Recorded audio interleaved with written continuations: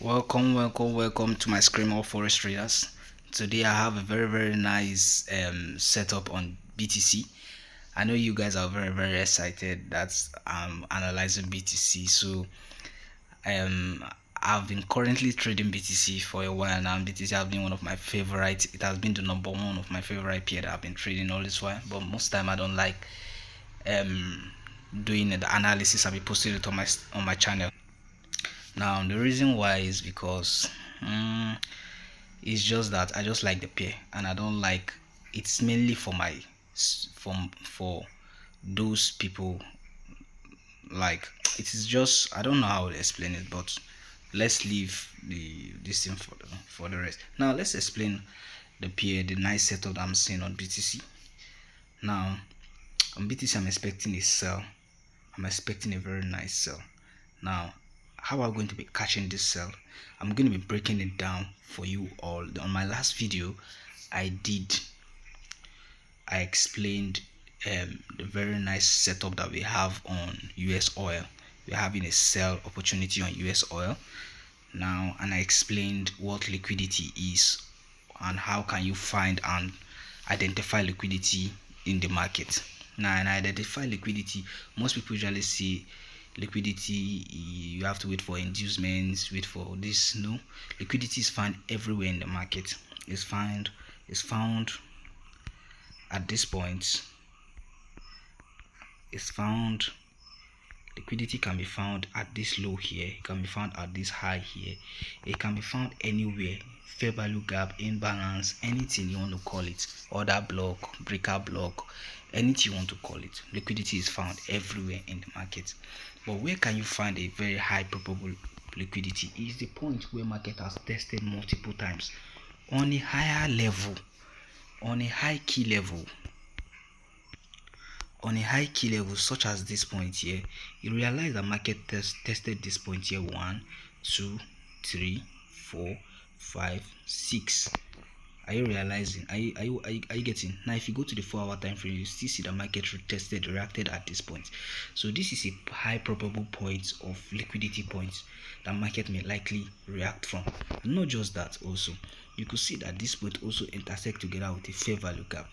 This is an imbalance here. This is an imbalance, so it's showing you that market may likely react from this point, selling it down to this key level here.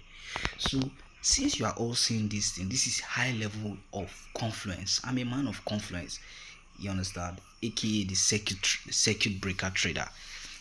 I don't know, I'm just kidding here, but that is it, and that is it. You all understand. So I'm going to be going to the higher time frame. I'm breaking it down to the lower time frame too, so you all can all follow. So make sure you tighten your seatbelt, grab your popcorn, and let's go. Welcome back. Now on the monthly time frame, now don't allow all these lines I drew on the monthly time frame to confuse you. These lines are called my key levels. I don't remove them. You understand? I don't remove them. I don't like removing them because I have my reasons. Now let's break this thing down very well so you all can follow up. Now looking at this from this point here, you can realize that the market has been creating series of higher highs, higher lows. Let me explain it well. Now let's start with this so I can break it down as easy as I can. Now starting from here, this is low. Market came here. What's wrong with this? This is low, this is high. Are you getting? Now market created this low, high, because I think this price broke the structure. So this is a high, or you can call it an equal top. Market came here, created a lower low, then reacted, created a double bottom, then broke out turned it automatically to. So when the market violated this double bottom, it broke out from the neckline of the double bottom. You understand? Retested to the neckline, continue the movement. So from here like this, the market became bullish up to this point here, creating higher highs and higher lows, higher highs and higher lows, higher highs, then created some series of weak rejections, then came back to this level here, maybe pull back, then broke out. Now from here it broke out from this point here, it broke out from this, so automatically it became bearish. Now pull back to this resistance point here. Now it is creating a lower low. So next target may be likely this next key level at this point. Next target may be this key level at this point. At this point here. This key level here. Now market has pulled back to this resistance level. As you can see. Now the market is pulling back down to this point. So since we have realized now that using this top down analysis of the monthly time frame, we could see that the monthly time frame is what? Bearish. If we check the line charts together with the normal candlestick chart, you could realize that yes, this time frame is what? Bearish. But what is holding it, if you check very well, this time frame is bearish. But what is holding this market from going to this next key level is this present key level at this point here. But mind you, the market may likely still eyeing this key level. So let's see how we can be able to catch it. So let's see if the market will likely go to that key level, yes or no. You understand what I'm trying to say? So we're going to be going to the weekly time frame to check for any chart pattern that may likely cause that in this market to move to that next key level before causing anything. So let's go to the weekly time frame. So now we are in the weekly time frame.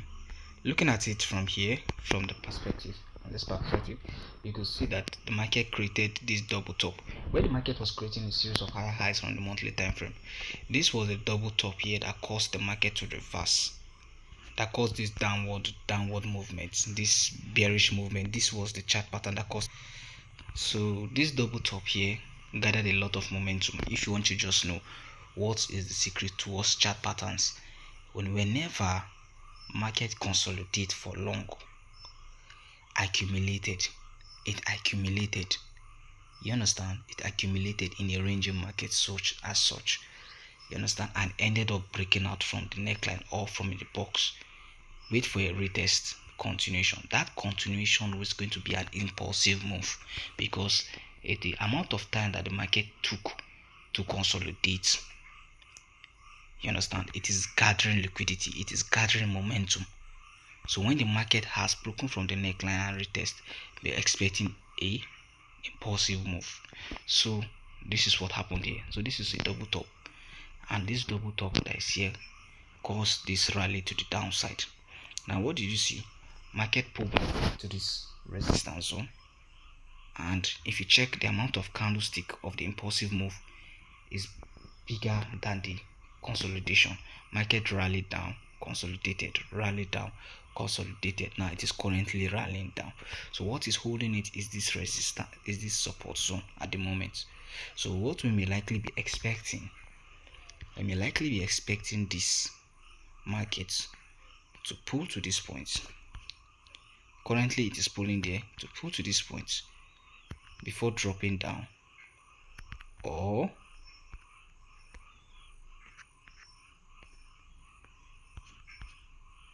to pull further to this resistance zone before dropping. This is two things that may likely happen. Or the market may likely continue its upside to the moon, respecting this double bottom here, pulling back to the neckline, then continue its upside.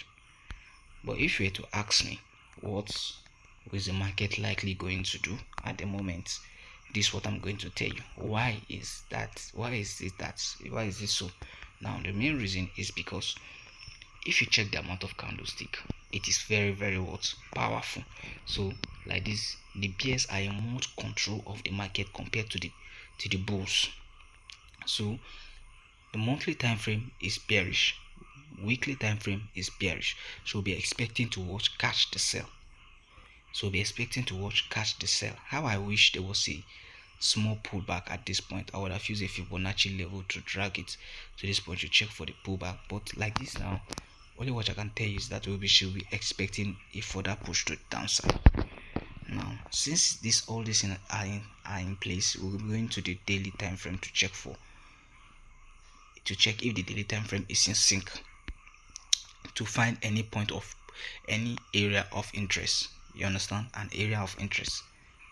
Now we are in the daily time frame.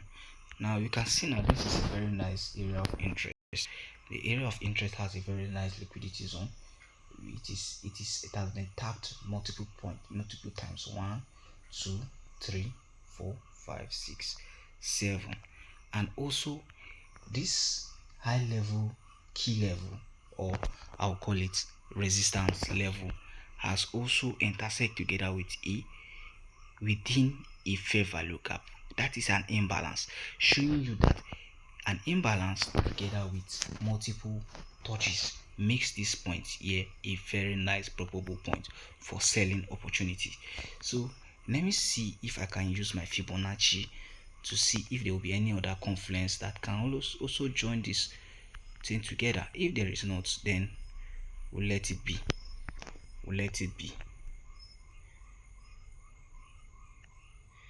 So if this market could pull upper to this point, maybe come to this trend line, go up to this point. I'm just guessing because I'm not the market, controlling the market. Remember, the market will always do what it wants to do. Only what I can just do is to forecast, wait for the market to give me a clue of which direction it wants to go after doing my top-down analysis, after doing my forecasting, my analysis and my prediction. Once the market should give me a clue, I hope on it. But only what I can do is to predict.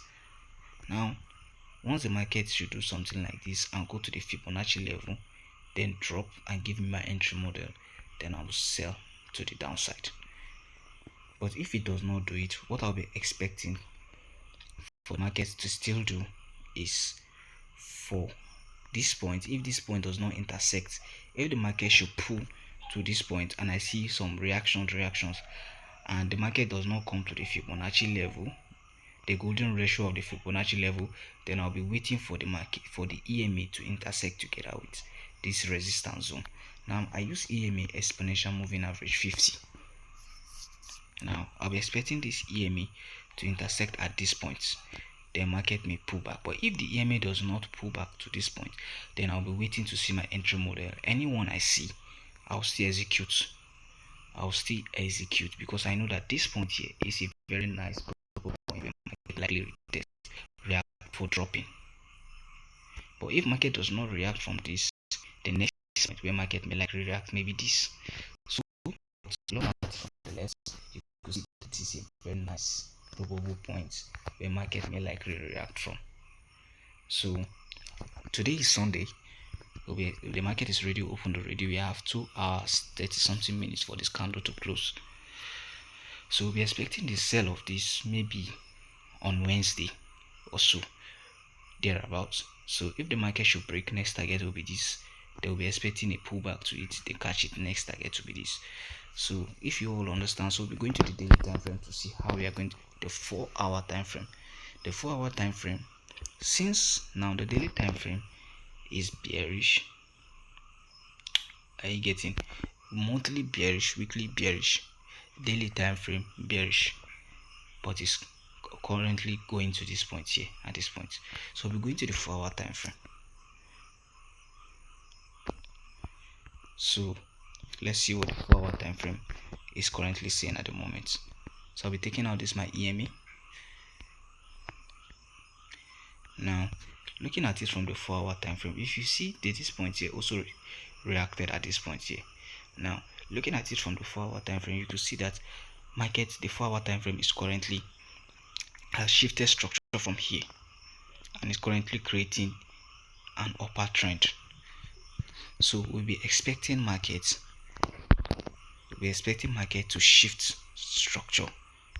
We'll be expecting market to shift structure from here. Then from those people that want to enter very aggressively, you can enter here when the market has shifted structure.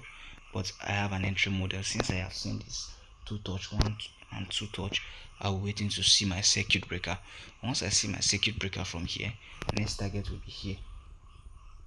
I'll be catching it maybe 1 to 2 because I don't do more than 1 to 2, except if the market wants to give me anything, it wants to give me, then I collect. So next target will be here. Once I've taken my take profit, if I see that market close below, I will put my destiny to take in take some little percent, let me see 50%, then let the rest roll. If I see a pullback, I enter again to catch it here. So that's how it is. So this is the opportunity on Bitcoin. I'm expecting a sell on Bitcoin at least to this point first.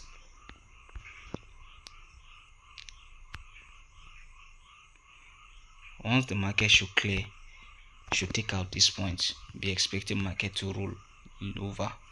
So please, if you like this content, please make sure you subscribe to this channel, you like, and you also share it to your friends. Have a nice day and see you all at the top.